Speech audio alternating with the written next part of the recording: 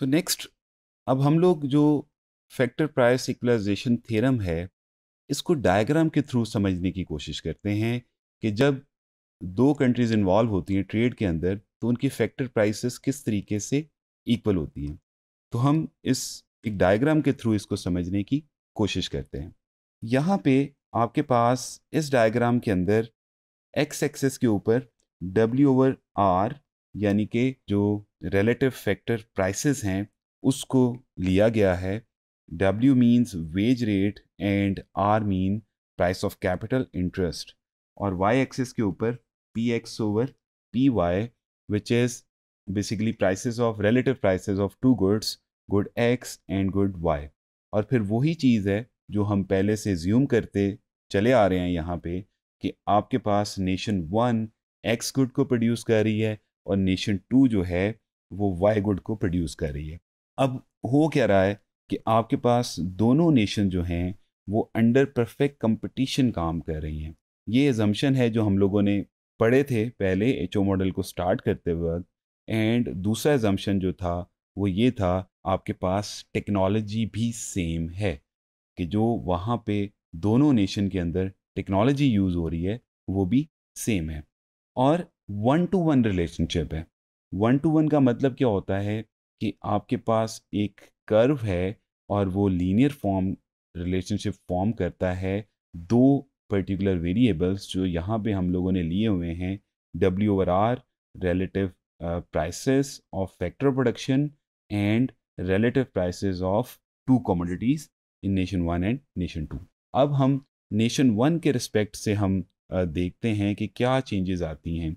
जो हम लोगों ने पिछली एक दो मॉड्यूल्स के अंदर भी देखा कि हमने ये कहा था कि नेशन वन के अंदर wages over the period of time increase करती चली जाएंगी और नेशन टू के अंदर wages over the period of time decrease करेंगी। तो हम यहाँ पे ये देखते हैं before trade nation one is at point A. तो नेशन वन जो है वो पॉइंट ए के ऊपर है यहाँ पे, और यहाँ पे शो किया गया है वन। मैंने नीचे फुट नोट पे डाला है, फुट नोट तो नहीं कहेंगे, सबस्क्रिप्ट कह लें आप, W/R 1। तो ये वन जो है वो नेशन वन को शो कर रहा है। और यहाँ पे जो रिलेटिव प्राइस है वो आपके पास गुड्स की P/A है, यानी कि PX/PY जो नेशन वन के अंदर है। अब दूसरी साइड पे अगर आप देखें तो नेशन टू जो है वो यहाँ पे है कहीं पे। W/R वो अगर देखें तो वो नेशन वन की निस्बत ज़्यादा है, यानी कि वेज रेट नेशन टू के अंदर ज़्यादा है। और एट द सेम टाइम जो आपके पास प्राइस है एक्स गुड की वो भी नेशन टू के अंदर ज़्यादा है। इस वजह से अगर आप देखें तो आप ये कह सकते हैं P/A is greater then P/A। अगर आप वाई एक्सिस की तरफ जाएं and then at the same time W/R in nation two is greater than W/R in nation one. अब होता क्या है, अब इस स्टेट के अंदर आपके पास ट्रेड पॉसिबल होती है और फैक्टर अबंडेंस अपना एक रोल प्ले करता है यहाँ पे। और नेशन वन जो है वो स्पेशलाइज करती है in the production of X and reduces the production of commodity Y.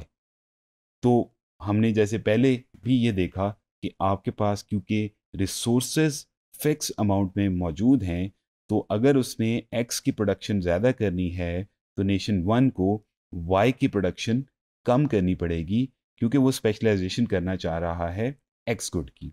The demand for labour increases relative to the demand for capital. तो नेशन वन में क्या होगा कि आपके पास जो डिमांड फॉर लेबर है वो इंक्रीज करेगी, क्योंकि यहाँ पे एक कॉन्सेप्ट है जिसको कहते हैं ड्राइव डिमांड। वो यहाँ पे अप्लाई हो रहा है कि एक सिंपल डिमांड होती है और एक ड्राइव डिमांड होती है। ड्राइव डिमांड बेसिकली उस चीज़ के लिए आप डिमांड करते हैं जिसको आप डायरेक्टली तो नहीं कंज्यूम करते, लेकिन किसी चीज़ के प्रोसेस के अंदर सपोज वो यूज़ होती है, या किसी चीज़ को बनाने के लिए आप उस फैक्टर की डिमांड कर रहे होते हैं। जैसे मैं एक सपोज कोई आउटपुट प्रोड्यूस करना चाहता हूँ, तो उसके लिए मैं एज अ प्रोड्यूसर जो भी इनपुट लूँगा वो मेरी ड्राइव डिमांड कहलाएंगे, क्योंकि मैंने उनको डायरेक्टली यूज़ नहीं करना, बल्कि वो वाले फैक्टर किसी एक चीज़ की प्रोडक्शन के अंदर मैंने इस्तेमाल करने हैं। तो यहाँ पे जो आपकी ड्राइव डिमांड है, ख़ास तौर पे लेबर की, वो बढ़ जाएगी और एक्स चीज़ की प्रोडक्शन भी बढ़ती चली जाएगी।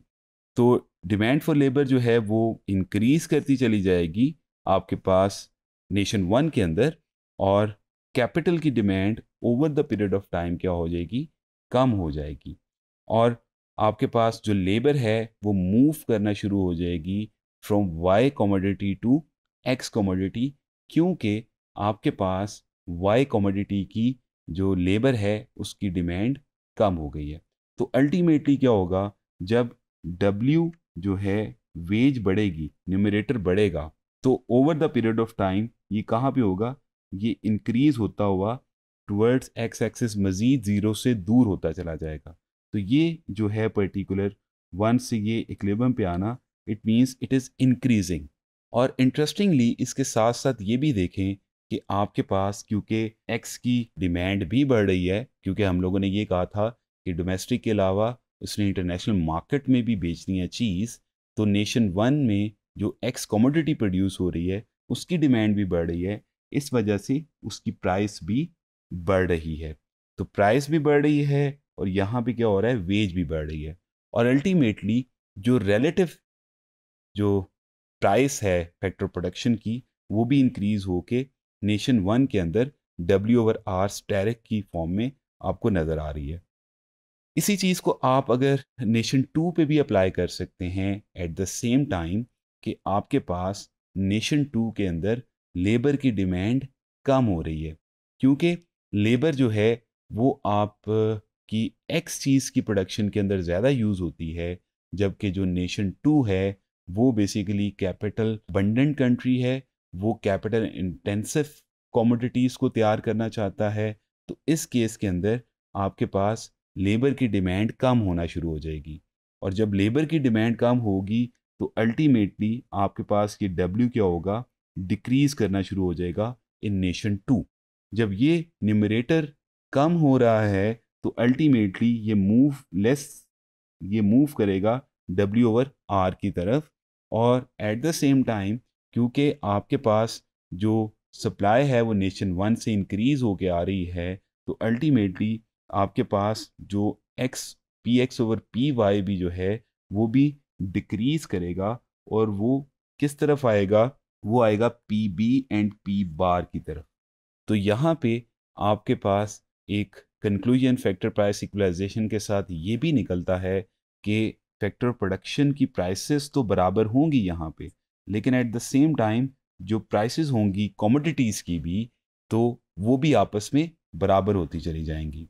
तो इस पॉइंट के ऊपर आके ट्रेड फिर माइट बी एज सच, जो उसका ज़्यादा इफेक्ट था वो क्लियरली यहाँ पे स्टेट हो रहा है कि आपके पास फैक्टर प्राइसेस भी इक्वल हो रही हैं और कमोडिटी प्राइसेस भी इक्वल हो रही हैं over the period of time, और इक्विलिब्रियम बन रहा है point B and B bar के ऊपर, क्योंकि पी बी नेशन वन की प्राइस को शो कर रहा है, रिलेटिव प्राइस को इनफैक्ट, और P B bar nation two की रिलेटिव प्राइस को शो कर रहा है।